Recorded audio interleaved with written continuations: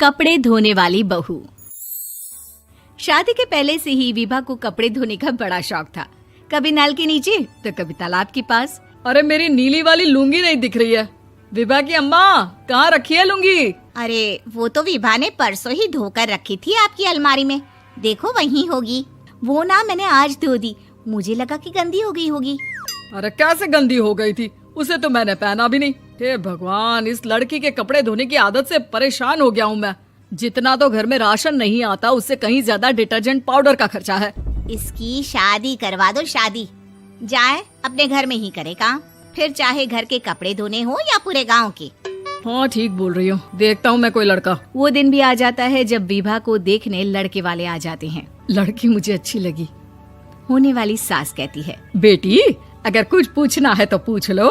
वैसे तो हमारी लड़की बहुत ही शर्मीली है, जो बोल दो वो मान लेती है, इसे क्या पूछना होगा। अरे कैसी बात कर रही हो माँ, मुझे इन लोगों के घर रहना है, सवाल तो कई है। हाँ हाँ बेटा, पूछ लो ना, क्या पूछना है। आप लोगों के घर कपड़े कौन धोता है? सास का मुंह बन जाता है। देखो, अगर तुम ये कहना चाहती हो कि तुम्हें कपड़े धोने नहीं आते तो सुन लो, कपड़े मैं ही धोती हूँ, लेकिन तुम्हारे आ जाने के बाद मैं रुमाल तक नहीं धोऊंगी। अरे चुप रहना भाग्यवान, बहू बेचारी घर आई नहीं, उसे डराना शुरू कर दिया। वो क्या है ना बिटिया, अभी तक तो ये कल्लू की माँ ही धोती थी, लेकिन अब तुम्हारे पापा तो दहेज में वॉशिंग मशीन देंगे ही। तभी विभा की माँ बोल पड़ती है, सवाल भी पूछा तो क्या। वैसे भाई साहब, मशीन की तो फिर भी कपड़े धोने की कैपेसिटी होती है। मतलब जो बिटिया दे रहे हैं ना विभा, इसे कपड़े धोने का बहुत शौक है। ये आप लोगों के क्या, आस पड़ोस गांव मोहल्ले सबके कपड़े धो दे और उफ तक ना करे। बाहर देखा नहीं आपने कितने कपड़े सूख रहे हैं? सब हमारी बिटिया ने ही तो धोए हैं। बस भी करो ना माँ, शर्म आ रही इतनी तारीफ सुनकर। और तो और एक दाग निकाल कर दिखाओ तो मान जाऊं। हाँ अच्छा, माफ करना बेटा, मैंने गलत समझा। हमें तो रिश्ता बहुत पसंद है। और ऐसे जुड़ जाता है रिश्ता कपड़े धोने का शौक रखने वाली विभा का। उसकी शादी हो जाती है कोयला फैक्ट्री में काम करने वाले कल्लू के साथ। शादी के बाद अचानक विभा चिल्लाती हुई सास के पास आती है। सासू माँ, अरे सासू माँ कहाँ है आप? ये तो धोखा है, धोखा दिया आप लोगों ने मुझे। इसे ससुर के चक्कर के बारे में पता चल गया। अरे तो उसमें तुझे क्यों धोखा मिला है? अरे नल में पानी नहीं आता, कपड़े कैसे कब धुलेंगे? अच्छा, तू पानी नहीं आ रहा उसकी बात कर रही है। तो आपने क्या सोचा? कुछ नहीं। अच्छा, तेरी माँ ने कहा था कि कपड़े धोने का शौक है तुझे, याद आया मुझे। शौक बोलकर कपड़े धोने वाले मेरे जुनून को कम ना आके सासू माँ, कपड़ा धोना मेरा गुरूर है। तभी पति भी वहाँ आ जाता है। अभी मैंने इसे सनी देओल की फिल्म दिखाई है, उसी के डायलॉग मार रही है माँ। अच्छा सुन, साफ साफ बता रही हूँ, पानी सुबह 4 से 6 और शाम को 10 से 12 आता है, समझी? विभा टाइमिंग सुनकर हैरान हो जाती है। ये क्या भूतों का मोहल्ला है? सुबह 4 बजे उठकर कौन कपड़े धोता है? 4 बजे टंकी में पानी जाता है, फिर सारा दिन धोना ना, किसने मना किया? अरे कैसी बात कर रही हैं? 200 लीटर की टंकी में कितने कपड़े धो लूंगी मैं? सुबह ही उठ जाऊंगी मैं। अब क्या था, विभा सुबह 4 से लेकर रात के 12 बजे तक कपड़े ही धोती रहती। एक रोज सास पड़ोस से निकलकर कहीं जा रही होती है कि साथ वाली कहती है, हाँ कल्लू की माँ, जरा ये बताओ कि 2 साड़ी है, 2 ब्लाउज और एक पेटीकोट और एक नाड़े वाला लंबा कच्छा। हाँ तो?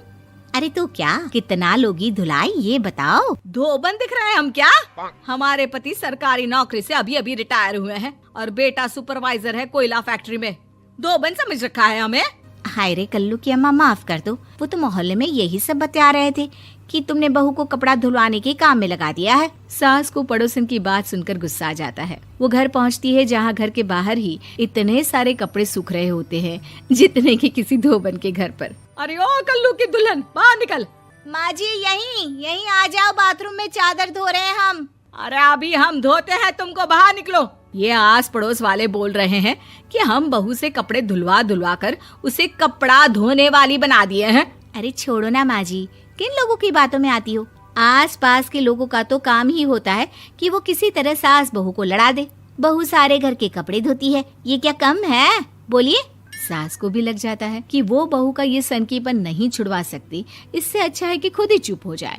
एक रोज सास और बहू मंदिर जाते हैं, जहाँ सास की साड़ी वहाँ खड़ी भीख मांगने वाली से मिलती है। माँ जी क्या बात है, आपकी साड़ी उस भिखारन से कितनी मिल रही है ना? हाँ हाँ देखो तो, दोनों की साड़ी मिल रही है। क्या बात है कल्लू की अम्मा, तुम खुद को तो अफसर की बीवी बताती हो और ऐसी सिंपल सी प्लेन साड़ी पहनकर घूमती हो। सिंपल और प्लेन नहीं है ये साड़ी। तो क्या सोने के धागे से फूल बने हैं? कुछ भी सासू माँ, कुछ भी। हाँ बने थे इस साड़ी में सोने के धागे से फूल। मेरे पति लेकर आए थे मद्रास से स्पेशली मेरे लिए 10,000 की। ताहे भाई साहब इस भिखारन के लिए भी सेम टू सेम साड़ी लेकर आए होंगे 10,000 की। सास उस वक्त तो कुछ नहीं कहती, लेकिन बहू के साथ घर आती है और अलमारी से एल्बम निकाल कर लाती है। ये साड़ी देख रही है, ये वही साड़ी है जिसे मैंने अभी पहना था। इस साड़ी में ये जो चमकदार फूल दिख रहे हैं ना, ये सोने के धागों से काढ़े गए हैं। लेकिन तू लोकल वॉशिंग मशीन ब्रश से घिस घिस कर सारे फूलों को निकाल कर साड़ी प्लेन कर दी। मुझे माफ कर दीजिए सासू माँ। और तो और, जब मैंने तुझे तेरी गलती के लिए कुछ नहीं कहा, लेकिन तूने तो सबके सामने मेरा मजाक ही बना दिया। क्यों? बहू को समझ में आ जाता है कि अब से उसका कपड़े धोना बंद।